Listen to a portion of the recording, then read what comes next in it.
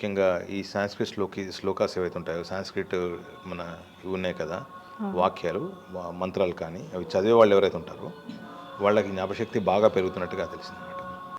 So ఇట్లా జ్ఞాపకశక్తి అనేది ఒక ఎబిలిటీ అనమాట. సో మీరు ఎంతైతే వర్క్ చేస్తారో దాని మీద అంత ఎబిలిటీ పెరుగుతుంది మీకు. కాబట్టి ఆటోమేటిక్గా మీకు జ్ఞాపకశక్తి అనేది పెరుగుతుంది. సో ఎప్పుడు కూడా జ్ఞాపకశక్తి లేదు అనడానికి లేదు. మీరు ఇప్పుడు అన్నారు ఒక మాట, ఇంతకుముందు మనం మాట్లాడుకున్నప్పుడు మర్చిపోతాం తొందరగా. అంటే ఒక టాపిక్ జరిగిన వెంటనే ఇంకో టాపిక్ అంటే చేస్తున్న పని కూడా మర్చిపోయిన సందర్భాలు ఉంటాయి, చాలా ఉంటాయి. ఇప్పుడు మీరు ఫోన్లు చేసి ఇంట్లో ఆడవాళ్ళు ఉప్పు వేయకుండా ఉప్పు మర్చిపోయిందంటే ఎక్కువ డబుల్ సార్ వేసిన వాళ్ళ సందర్భాలు కూడా చాలా ఉంటాయి కదా. అవును సార్. సో ఇవన్నీ ఏంటంటే మనం ఏదైతే పని చేస్తూ ఉంటామో దాన్ని ఏకాగ్రత అని అంటాం.